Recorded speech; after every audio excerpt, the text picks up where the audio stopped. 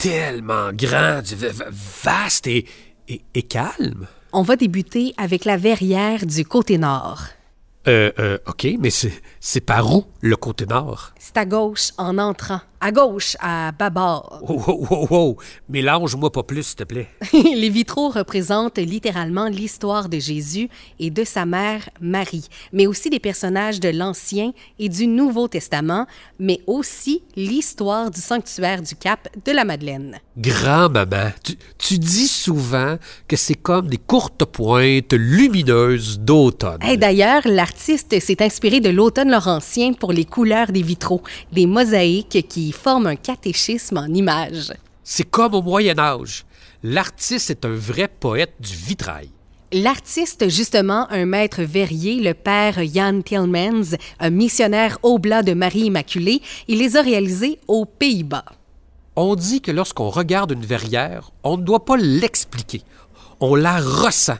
On la contemple selon sa propre sensibilité, exactement comme un poème de Victor Hugo. Les vers viennent d'Allemagne, de la République tchèque et de la Slovaquie. Il faut savoir que les lancettes se lisent de bas en haut. Grand-maman, tu dis de la terre vers les cieux. De bas en haut et de gauche à droite.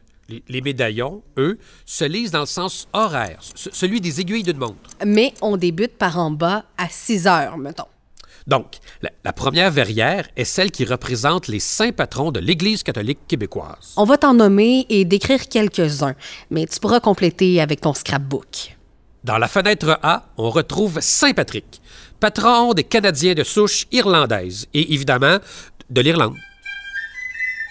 On raconte qu'il utilisait le shamrock, le trèfle à 3 feuilles pour représenter la Sainte Trinité. Et c'est devenu le symbole de l'Irlande, symbole que l'on retrouve dans les panneaux 3 et 4. Et les serpents vient du mythe que Saint Patrick aurait délivré l'île des serpents venimeux. Oh!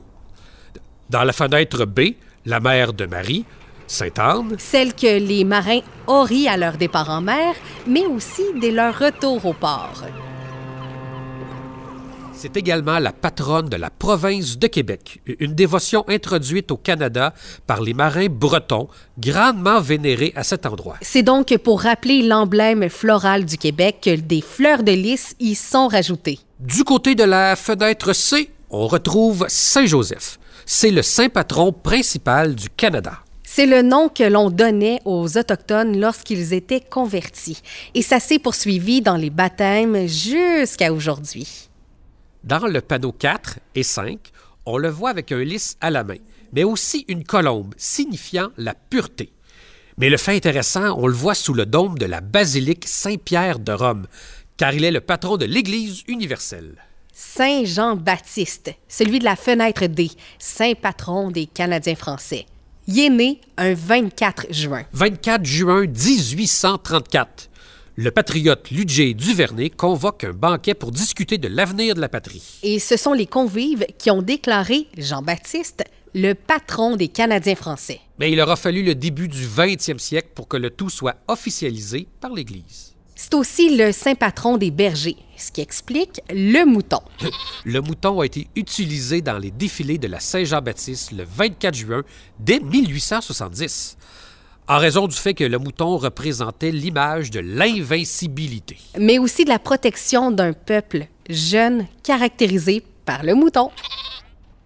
Finalement, la fenêtre E, Saint-Laurent. La découverte du fleuve par Jacques Cartier a été faite le 10 août 1535, la journée d'anniversaire de Saint-Laurent. Au Québec, plusieurs lieux sont des dérivés de Saint-Laurent. Les Laurentides, Laurentiens, Laurentiennes, la Laurentie, cette masse de terre qui recouvrait l'Amérique du Nord. Mais maintenant, grand-maman, on va te jaser du médaillon. On se souvient qu'on doit débuter en bas, à 6 heures, et se diriger dans le sens des aiguilles d'une montre. On a remarqué que tous les médaillons ont une feuille d'érable sur les pointes du pentagone. Le milieu représente Notre-Dame du Canada, et l'artiste semble s'être inspiré des couleurs des totems autochtones pour dessiner le manteau.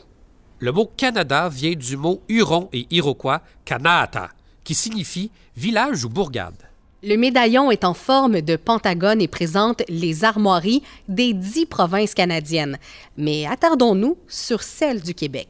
Québec, en algonquin, signifie passage étroit, rétrécissement du fleuve. L'armoirie présente le fleur de lys pour la période française et le léopard en or pour la période anglaise et le rameau d'érable pour sa période canadienne. On va faire une petite pause, grand-maman. Question de remettre de l'ordre dans nos notes. On te jase du deuxième vitrail, celui de la vie publique de Jésus.